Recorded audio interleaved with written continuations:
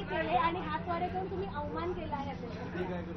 हातवारे म्हणजे मी सरळ पण तुम्हाला सांगतो, तुम्हाला सगळ्यांना माहिती आहे, परवाकडे जे काही चड्डी बनियन गँगचे व्हिडिओ आले त्याच्यात एक ते काय बोंब बट स्वाहा टाचणी किंग, हे केलंच मी, टाचणी किंग आहेत ते, करायची कारवाई करा, माझ्यावर कारवाई. पण जे गद्दार उपमुख्यमंत्री म्हणून बसलेले आहेत, एवढे एहसान फरामोश नमक हराम व्यक्ती मी पाहिली नाहीये, एवढी निर्लज्ज व्यक्ती मी माझ्या आयुष्यात पाहिली नाहीये. तसं पाहिलं गेलं तर गेले 3 आठवडे विरोधी पक्ष म्हणून असेल किंवा सत्ताधारी पक्ष म्हणून असेल, आम्ही दोन्ही बाजूनी मंत्रिमंडळाला अनेक विषयांवर प्रश्न उपस्थित करतोय, घेरायचा प्रयत्न करतोय. हेतू काय नुसतं आमचं ते बॅकफूटवर जातील, आता हे होईल आता हे होईल असं नाहीये.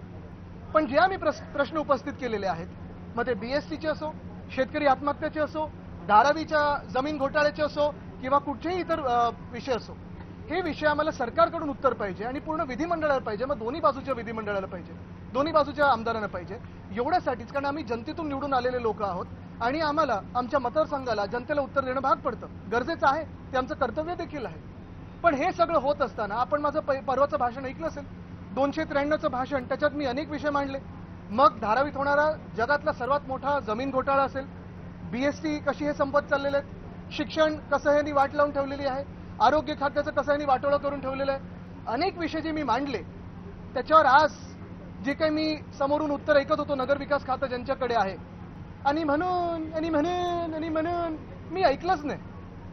कारण असंच घाणेरडं रटाळ भाषण हे ऐकण्यासाठी आणि 2-2.5 वर्ष जे खोटारडेपणा चालू आहे त्यांचा, हे ऐकण्यासाठी की मी इथे आलेलो नाहीये. उत्तर आम्हाला पाहिजे होती. बरं, राईट टू रिप्लायसाठी गेलो तेव्हा समोरून आरडाओरडा सुरू झाला आणि मग जे आहेत त्यांना तोंडावर बोललो की तुम्ही गद्दार आहात, सुरतेला पळून गेला होतात, डरपोक आहात, पैशासाठी पळून गेला होतात.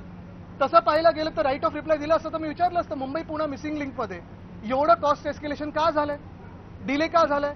नॉर्थ बाउंड जो कोस्टल रोड आहे त्याच्यात तुम्ही किती वेळा कॉन्ट्रॅक्टर बदललेत, 6,500 कोटीचं काय एस्केलेशन केलेलं आहे?